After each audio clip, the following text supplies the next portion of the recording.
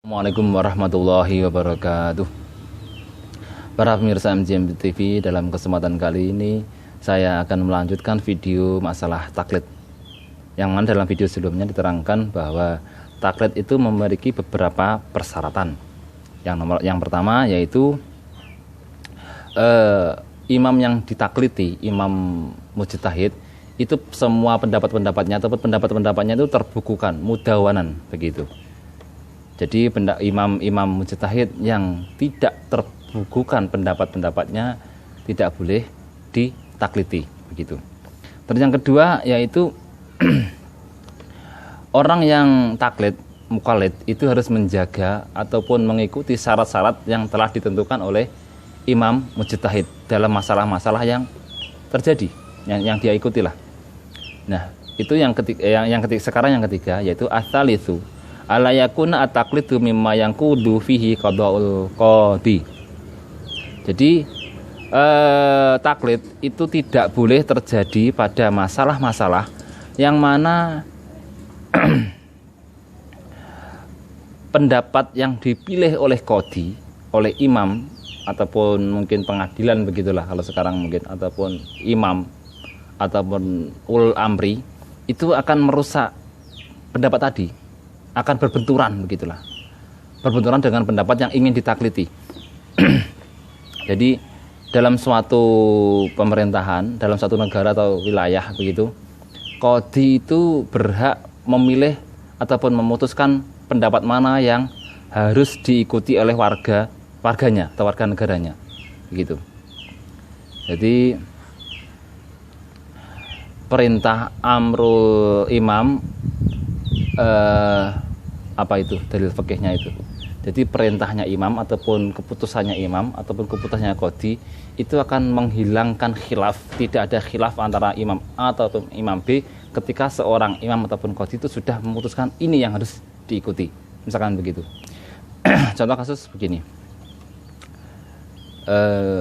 dalam suatu negara misalkan diputuskan ataupun ditentukan bahwa masalah sholat jamaah itu harus mengikuti madhab Imam Syafi'i, misalkan begitu.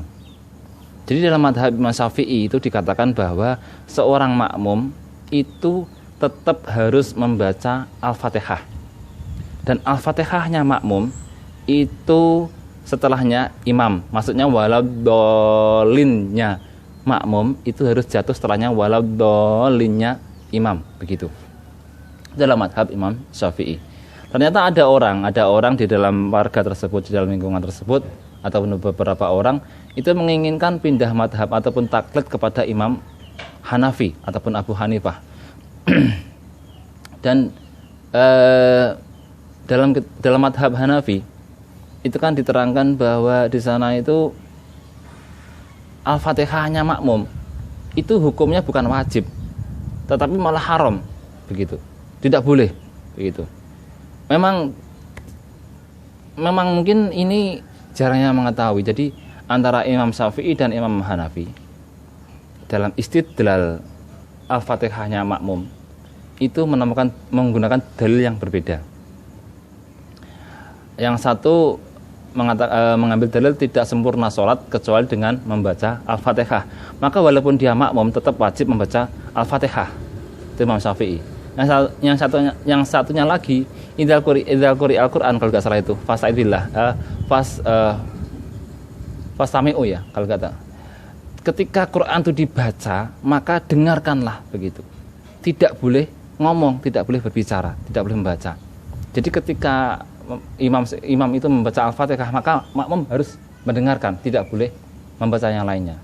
Jadi hukum membacanya makmum itu malah hukum membacanya makmum Al-Fatihah, hukum membaca Al-Fatihah hanya bagi makmum, itu menurut madhab Hanafi malah nggak boleh.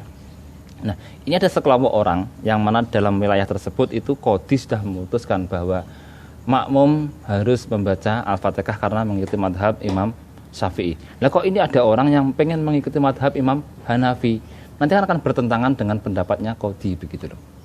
Memang pendapat fikih itu sangat beragam, sangat banyak sekali. Sangat-sangat banyak sekali. Entah itu dalam fikih ubudiyah, fikih muamalah, fikih munakahah, ubudiyah itu ibadah, muamalah itu ya kita transaksi dengan manusia sama manusia begitu.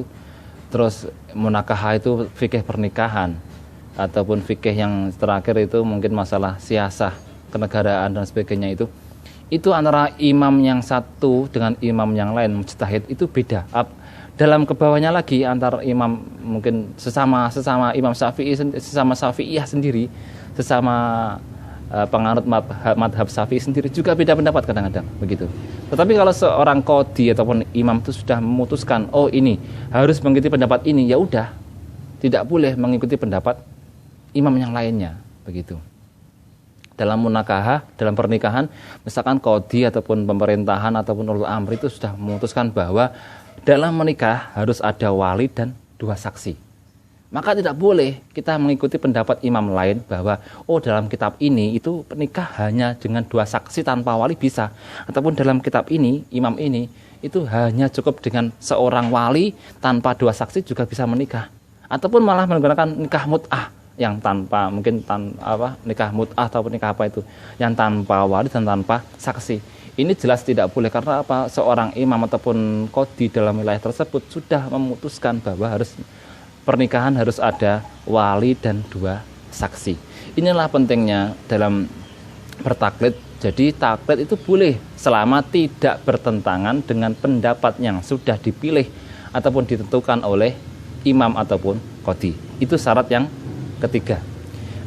Ar-rabi'u, syarat yang keempat, alla yatatabba'a ar-rakhsu bi ay yakhudha min kulli madhhabin bil ashali wa illa fatanakhalu rubbatul taklifi min unukihi, yaitu tidak meniti-niti ataupun tidak meneliti ataupun tidak meniti-niti itu maksudnya hanya memakai begitu aja, memakai rukhsah ataupun ringan, memakai sesuatu pendapat-pendapat yang ringan.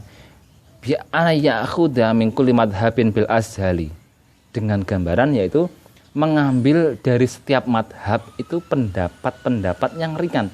Diambil pendapat yang ringan-ringan saja dari beberapa madhab. Nah, dari 4 madhab itu diambil masalah ini, mengambil pendapat ini. Oh, masalah aurat karena saya pengen terbuka rambutnya, pengen los, misalkan cewek, pengen rambut saya itu nggak masuk dalam aurat, pengen betis saya, kaki saya yang bawah ini nggak masuk dalam aurat, tangan saya yang segini nggak masuk aurat, saya mengikuti pendapat imam ini. Terus dalam sholat karena saya menurut pendapat imam si A kok berat, saya pilih pendapat imam si B. Masalah puasa kok ini imam si B kok berat, saya pengen pendapat imam si C, dan seterusnya.